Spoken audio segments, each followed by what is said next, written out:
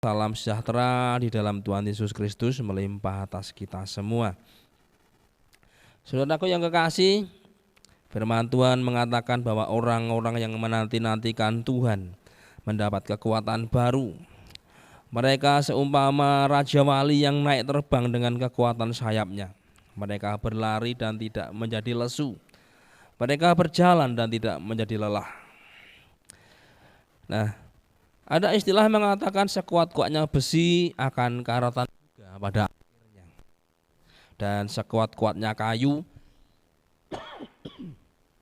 maka pada akhirnya juga akan lapuk.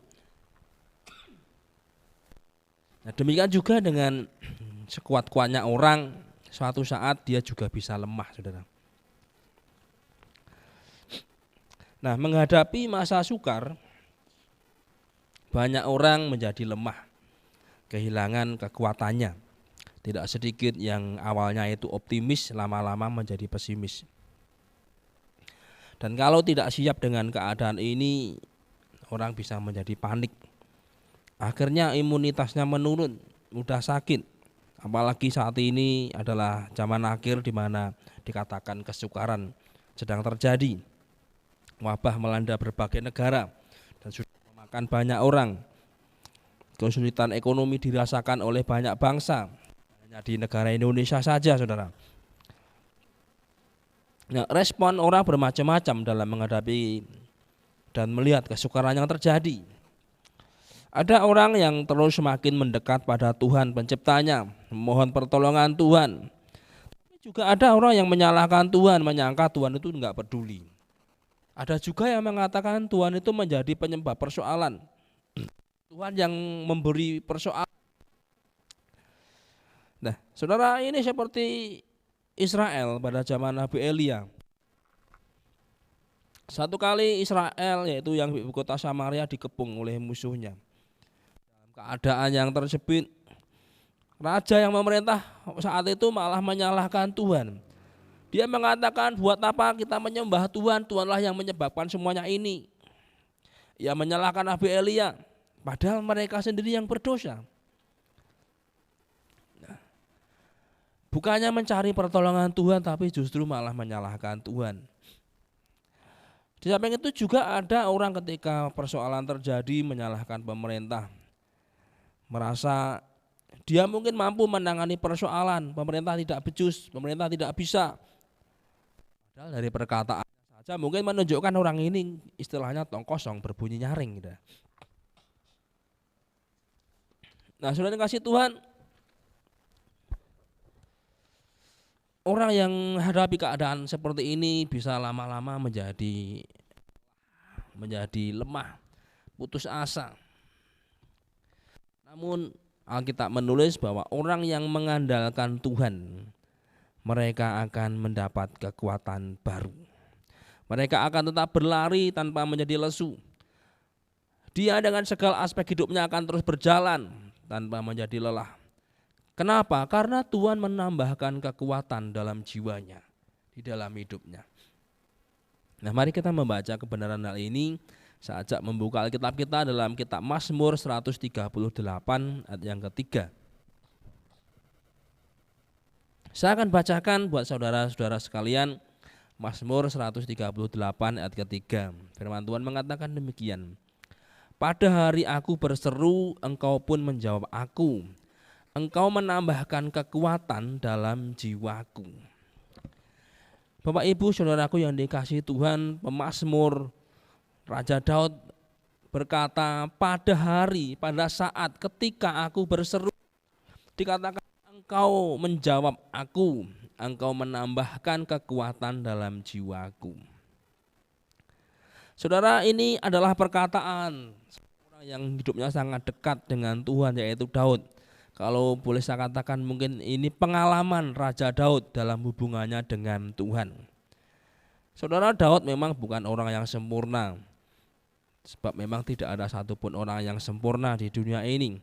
Tapi satu yang pasti kita dapat belajar dari Daud, ia dekat dengan Tuhan. Saudara, Daud adalah orang yang selalu menjaga gairah hidupnya di dalam Tuhan. Walaupun mengalami keadaan hidup yang kadang pahit, Ia tetap percaya pada Tuhan Allahnya. Ketika dia mengalami masa sukar, ia selalu mencari pertolongan Tuhan. Ia selalu minta kekuatan Tuhan. Daud, kalau boleh kita katakan, dalam segala yang terjadi, dia tidak mau lepas dari Tuhan. Dalam masa senang, dalam masa kelemahan, dalam masa kekuatan, dalam masa di mana dia menderita, dia tidak mau lepas dari Tuhan. Dan karena itulah ia tetap terus mendapat kekuatan Tuhan. Dan dia dalam pengalamannya, ketika aku berseru maka engkau menjawab, engkau menambahkan kekuatan dalam jiwaku. Saudara dikasih Tuhan, kita sudah sering mendengar kata kekuatan seringkali disampaikan oleh banyak hamba Tuhan, yaitu os. Yang sering kita dengar artinya itu mampu, kuat. Tuhan menambahkan kekuatan, Tuhan menambahkan kemampuan, Tuhan menambahkan kapasitas.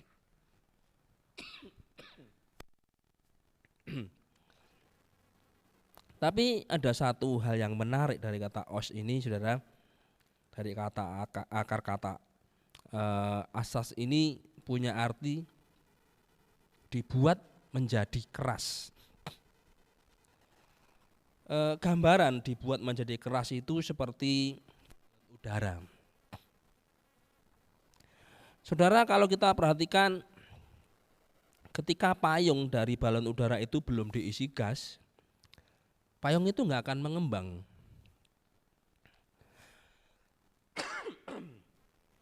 Kalau kita dirikan, kita berdirikan gitu, saudara, payung itu nanti akan jatuh kembali. Tapi setelah payung itu dialiri dengan gas, dan gas itu bukan sembarang gas, dalam arti bukan seperti gas yang kita tiup, seperti balon di pesta pernikahan. Itu gas yang hidrogen, atau juga di payung udara itu dari gas yang dikeluarkan itu berbentuk api, gasnya panas. Setelah gas itu dalam payung tadi, maka payung itu akan mengembang. Nah, setelah payung itu mengembang, maka payung itu bisa naik ke angkasa. Nah, di udara itu tekanan angin sangat kuat, saudara. Tapi walaupun diterpa angin yang keras, payung itu tetap kuat. Saudara yang kasih Tuhan, Tuhan juga perlu mengisi kita dengan angin dari surga agar kita mengembang.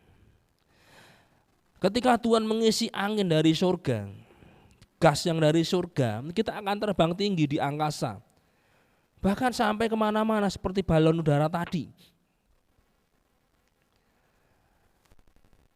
Dia di angkasa kuat menghadapi terpaan angin. Walaupun mungkin sudah balon itu berjalan ke arah angin berlawanan, artinya dia menantang angin. Tapi dia bisa mengembang. Salah satu yang dikenal adalah Zeppelin. Itu pesawat dengan balon udara. Itu bisa dibawa ke mana-mana. Tapi saudara, kalau gasnya ini dihentikan, ya lama-lama menurun. Kalau payungnya bocor, ya bisa jatuh.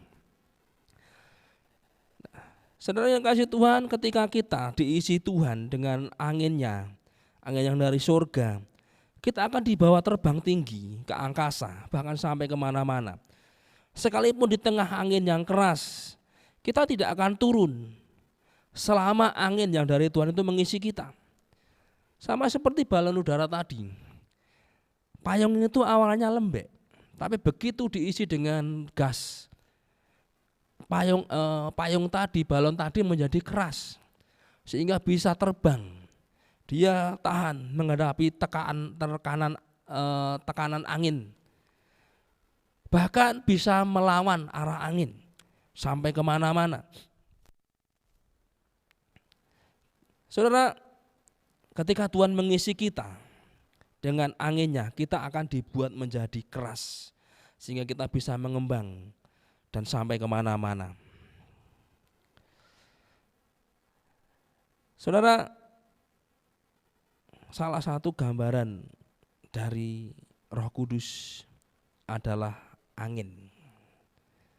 Ketika para murid dipenuhi Roh Kudus, maka ada satu fenomena yang nampak, yaitu lidah api dan angin yang keras. Dalam kitab Kisah Para Rasul dikatakan, ketika mereka mulai dipenuhi Roh Kudus, dibaptis Roh Kudus, hembusan angin yang keras terdengar, ada lidah api yang turun hingga ke atas mereka dan mereka mulai berbicara dalam bahasa yang baru. Tapi setelah itu kita melihat bahwa gereja mengembang. Seperti balon udara di satu tempat, setelah balon itu mulai diisi dengan gas, maka balon itu mulai berdiri dan akhirnya naik dan akhirnya sampai kemana-mana. Area dari wilayah yang dikitari balon itu mulai mengembang dan bertambah luas. Kita, yaitu gereja Tuhan, ketika terus diisi dengan angin yang dari surga, kita dibuat keras, artinya dibuat kuat, dan akhirnya bisa mengembang sampai kemana-mana. Gereja Tuhan akan mengembang sampai mana-mana.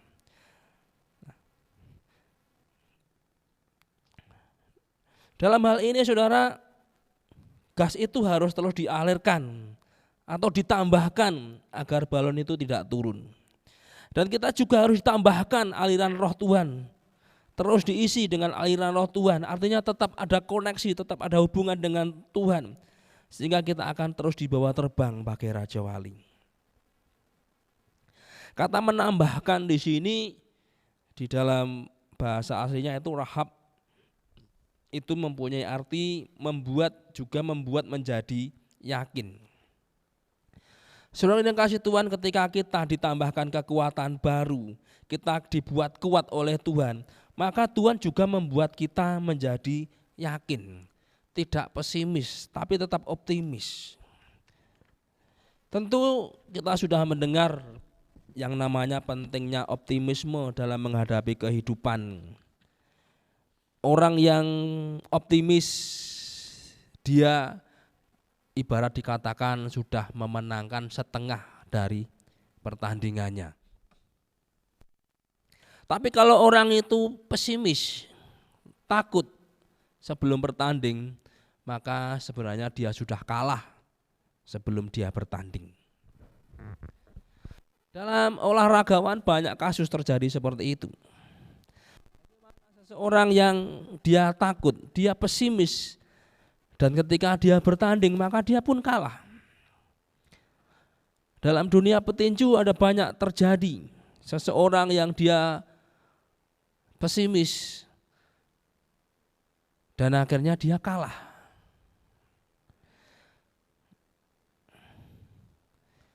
Saudara yang kasih Tuhan, Tuhan membuat kita ini yakin dengan kemampuan yang Tuhan berikan. Yakin dalam menghadapi kehidupan yang penuh tantangan. Ketika kita ditambahkan kekuatan baru, maka Tuhan bisa mengubah dari pesimis menjadi optimis. Orang yang pesimis dia tidak akan bisa melihat kemungkinan. Yang dilihat hanyalah ketidakmungkinan. Orang yang pesimis tidak bisa melihat peluang. Yang dilihat hanyalah hambatan, tantangan. Tapi orang yang optimis, dia akan diberi kemampuan untuk melihat peluang dalam suatu tantangan. Inilah yang Tuhan kerjakan ketika Tuhan menambahkan kekuatan baru, Tuhan membuat kita menjadi kuat, menjadi keras. Maka kita diberikan keyakinan, kita diberikan kekuatan, kita diberikan yang namanya rasa optimis yang kuat. Sehingga walaupun dalam keadaan masa yang sulit, tantangan hidup terjadi di mana-mana, kita tidak patah semangat. Orang yang patah semangat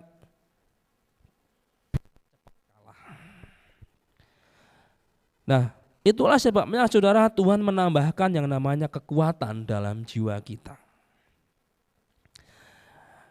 Di sini Raja Daud mengatakan bahwa Tuhan menambahkan kekuatan dalam jiwanya. Kata jiwa, nefes secara umum diartikan jiwa. Dan menurut Kamus Besar Bahasa Indonesia, jiwa adalah keseluruhan hidup batin manusia. Di dalam jiwa ada pikiran, perasaan, dan kehendak yang menyatu. Orang kalau jiwanya terganggu, biasanya emosionalnya juga akan terganggu. Dan gangguan emosional ini bisa menyebabkan baik penyakit, bisa menimbulkan depresi, stres, dan gangguan emosional biasanya akan merusak dan bisa membuat sistem imunitas tubuh menjadi berkurang. Maka benar Alkitab katakan bahwa hati yang gembira adalah obat yang manjur, tapi semangat yang patah keringkan tubuh. Saudara, Raja Daud menyadari kebenaran ini. Maka dia berkata Tuhan menguatkan jiwanya. Itu yang Daud alami. Masa-masa yang sukar yang Daud alami, kekecewaan, penyesalan yang dia alami, semua dicurahkan pada Tuhan. Dan satu hal yang dia minta, Tuhan menguatkan jiwanya. Jangan ambil rohmu daripadaku. Saudara yang kasih Tuhan, itu membuat jiwa Daud semakin kuat dalam menghadapi tantangan, menghadapi pemberontakan yang terjadi, menghadapi banyak hal dalam jiwanya, dalam hidupnya. Kalau jiwanya tidak kuat, saudara, orang bisa mengalami yang namanya stres, putus asa, depresi. Bahkan tidak sedikit yang bunuh diri. Karena apa? Jiwanya tidak kuat. Pikirannya sudah buntu, perasaannya sudah kalut. Semuanya menyatu dan akhirnya menjadi yang namanya depresi berat. Akhirnya mengambil jalan pintas bunuh diri. Ada satu kesaksian di satu daerah, di mana ada seorang perangkat desa, mereka mengadakan arisan. Saudara bisa lihat itu di YouTube. Nah, satu kali sudah dikasih Tuhan, salah satu ibu pengelola itu menggunakan uang dari arisan itu. Dia gunakan untuk keperluan sendiri. Nah, kemudian ketika ditanya, ibu ini malah menfitnah orang lain. Dan yang difitnah adalah pimpinannya. Dia katakan uangnya dibelandang ke ibu itu, pimpinannya dia. Kemudian orang datang ke rumah yang difitnah itu dan kemudian mereka marah-marah. Nah, ibu yang difitnah ini gak ngerti apa-apa, saudara. Dan akhirnya apa yang terjadi? Dia gak kuat dengan fitnah yang dia alami. Dan kemudian ibu ini menulis surat bahwa dia tidak tahu persis dan tidak tahu sama sekali kemana perginya uang itu. Dia katakan saya difitnah oleh ibu itu, bawahannya sebenarnya. Dia tinggalkan tulisan itu dan kemudian dia menjatuhkan diri ke jurang. Dan oleh SAR dicari, setelah ketemu saudara, dia sudah didapati dengan keadaan yang cukup mengerikan. Wajahnya hancur, tulang-tulangnya di kepala itu pecah karena terbentur batu yang sangat keras, tangannya patah, kakinya patah. Dan kemudian surat itu dibacakan ketika pemakaman. Nah, saudara, orang yang pemfitnah tadi akhirnya dia mengakui perbuatannya, minta maaf. Tapi apakah itu cukup? Tindakan dia memfitnah dari ibu itu adalah kepala desa. Yang memfitnah adalah sekretaris desa. Permintaan maafnya ini enggak cukup. Karena apa? Sudah membuat ibu kepala desa itu bunuh diri. Nah, anaknya nggak terima, saudara. Dia menuntut untuk ibu sekdes ini selain mengembalikan uangnya, juga meminta maaf secara umum kepada warga satu kelurahan. Dan memang ia melakukannya. Dan dia merasa dan dia bersalah dan dia mau menebus kesalahannya. Anaknya ini tidak cukup seperti itu, saudara. Dia stres. Dia nggak mau sekolah. Sampai bapaknya, Pak Kepala Desa ini membujuk. Akhirnya dia bisa menyelesaikan sekolahnya walaupun berat. Dan gurunya memahami bagaimana perasaan anak ini karena dengan kasus yang terjadi seperti itu. Dia juga menghadapi tekanan jiwa sebab kehilangan ibunya yang dia cintai. Kemudian anak ini pergi menjadi TKW di Malaysia. Saudara, dia pergi tanpa sepengetahuan bapaknya. Tapi di Malaysia dia diterima oleh seorang anak Tuhan. Nah, setiap kali bekerja sering melakukan kesalahan.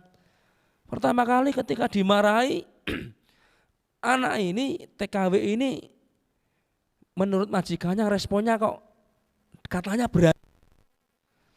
Tapi itu justru membuat majikannya ini berpikir, ini ada apa? Kenapa ini orang TKI ini kok malah berani? Nah, dia mulai korek keterangan, dia semakin mengasihi pembantunya ini. Dan kemudian orang ini yang TKI ini anak dari kepala desa yang istrinya bunuh diri tadi menceritakan segala pengalaman hidupnya ketika masih di Indonesia. Dan kemudian anak ini bertanya kepada majikannya, saya responnya kurang baik, kenapa nyonya masih menerima saya bahkan mengasihi saya? Majikannya mengatakan, karena aku mengasihi sebab Tuhan Yesus sudah mengasihi aku, saudara. Wanita ini kaget, saudara. Dan akhirnya mereka wanita ini, TKI ini, malam itu dia menerima Tuhan Yesus sebagai Tuhan dan Juru Selamat. Dia dibaptis di Malaysia. Setelah selesai kontraknya dia pulang ke Indonesia dan dia menemui bapaknya. Dia sudah menjadi orang Kristen. Dia mengampuni Pak Carik dan keluarganya, dia katakan seperti itu. Dan kemudian dia pergi ke rumah sekretaris desa itu. Dia peluk Bu Carik yang sudah memfitnah ibunya ini. Bu Cariknya sampai menangis. Ibunya bertanya, kenapa kamu kok bisa kuat seperti itu mengampuni saya, meluk saya? Dia katakan, di Malaysia saya menerima Yesus sebagai Tuhan.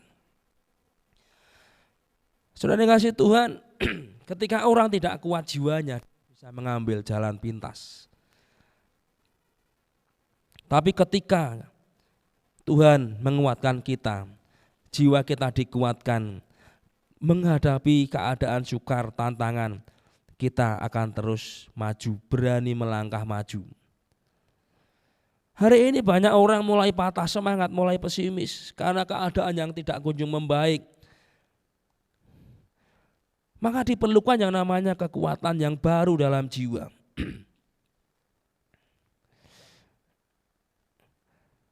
Nah, bagaimana kekuatan jiwa ini bisa muncul? Saudara, Alkitab memberikan pada kita satu realita, bahwa apa yang di dalam itu melimpah keluar. Kalau yang di dalam itu sudah kalah, maka yang di luar itu pasti akan kalah juga. Sebagai contoh, orang Yeriko, mereka sudah kalah sebelum bertanding. Mereka berkata ketika mendengar orang Israel di padang gurun, bagaimana Tuhan menolong mereka dari tanah Mesir, bagaimana kedua raja orang Amori dibinasakan. Mereka tawar hati. Dan Alkitab menulis, jika engkau tawar hati pada masa kesesakan, kecillah kekuatanmu. orang yang sudah tawar hati, sudah takut sebelum pertandingannya, maka orang itu sebenarnya sudah kalah. Dalam masa yang sukar, kalau kita mulai tawar hati, itu artinya hanya tinggal menunggu waktu kehancuran saja.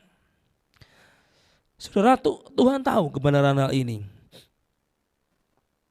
Maka Tuhan di sini menambahkan kekuatan baru. Tuhan menambahkan kekuatan dalam jiwa kita. Ketika jiwa kita, aspek batiniah kita itu dikuatkan, maka nanti kekuatan itu akan meluap keluar. Sebagaimana Alkitab katakan, apa yang di dalam akan meluap keluar. Ketika jiwa kita kuat, walaupun dalam masa sukar, kita akan terus maju. Seperti Raja Wali yang naik di tengah badai, kita tidak akan menyerah, kita akan tetap berjalan. Maka mari kita bangun yang namanya koneksi ilahi, agar kekuatan Tuhan tetap dialirkan dalam hidup kita. Sehingga kita akan terus berjalan, tidak menjadi lelah. Kita tidak lesu walaupun terus berlari. Kalau jiwa kita kuat, kita tidak akan takut menghadapi masa sukar di akhir zaman ini. Bahkan kita siap menghadapi perubahan yang terjadi. Saudara, ketika orang tidak siap menghadapi perubahan, dia bisa mengalami kemunduran. Ketika awal-awal COVID yang terjadi, kita tahu saudara, perubahannya begitu cepat. Bukan hanya dalam bidang pendidikan saja, tapi juga dalam bidang yang lain. Pendidikan harus pertemuan jarak jauh. Sekarang beberapa sudah dimulai PTM, tapi juga ada yang dievaluasi karena apa? Varian COVID Omikron merebak. Sehingga sampai ada satu istilah, semua akan kena Omikron pada waktunya. Sehingga juga muncul satu status, Indonesia sedang menghadapi babil nasional, batuk pilek nasional gitu. Tapi yang jelas saudara yang kasih Tuhan, perubahan itu membuat berpikir, menyesuaikan bagaimana. Dalam dunia transportasi kemarin menghadapi banyak pukulan. Karena pengelola armada bus, pariwisata, travel, mereka mau tidak mau saudara memberhentikan layanannya karena orang tidak berani keluar.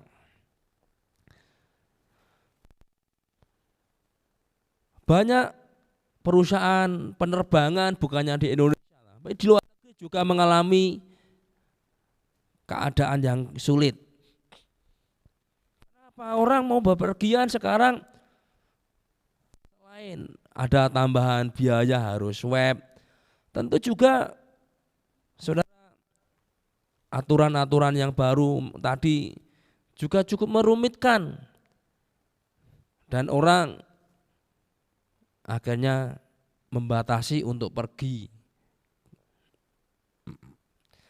Otomatis jumlah penumpang juga berkurang, sementara perawatan pesawat armadanya juga memerlukan biaya yang cukup tinggi.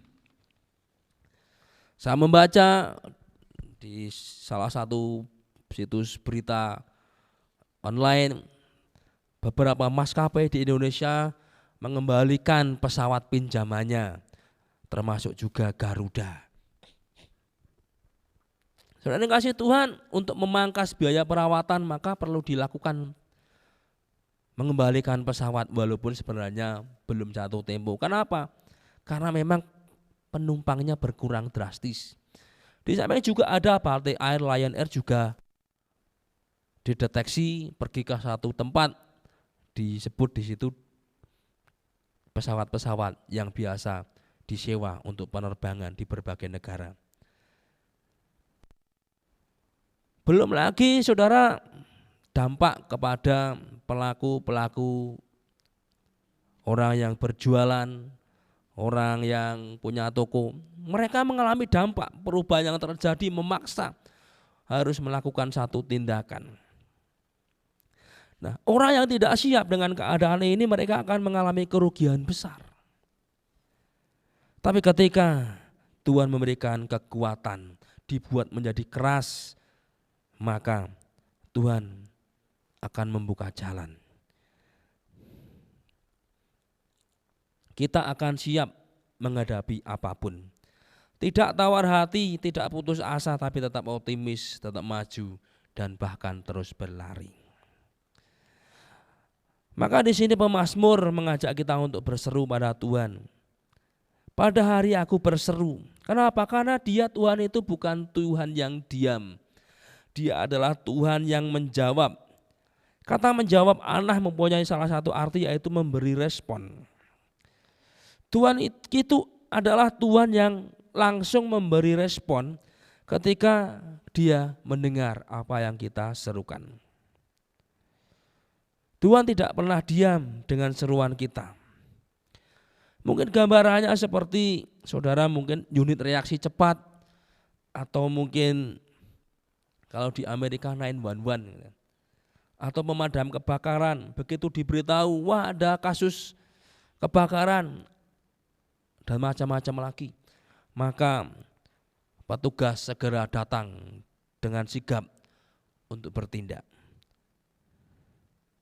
Begitu dilapori ada musibah, maka segera bertindak ke tempat kejadian perkara. Tuhan kita juga begitu. Tuhan segera merespon ketika Dia mendengar seruan kita. Kekuatan baru dalam jiwa kita akan ditambahkan agar kita mampu terus berjalan dan terus berlari. Bahkan Tuhan akan membawa kepada kita menjadi pemenang-pemenang di akhir zaman ini. Saudara yang kasih Tuhan, akhir zaman memang zaman yang susah. Tapi kita tahu kita akan dibuat Tuhan menjadi pemenang. Oleh sebab itu mari kita bangun terus hubungan pribadi dengan Tuhan. Kita terus berseru kepada Tuhan. Karena kita tahu Tuhan akan menambahkan kekuatannya pada kita. Sehingga dengan kekuatan yang dari Tuhan, kita akan berlari dan tidak menjadi lesu. Kita akan berjalan dan tidak menjadi lelah. Kita akan terbang naik tinggi dengan kekuatan yang dari Tuhan seperti Raja Wali. Nah, puji Tuhan, biarlah firman Tuhan ini menjadi berkat bagi setiap kita. Tuhan Yesus memberkati.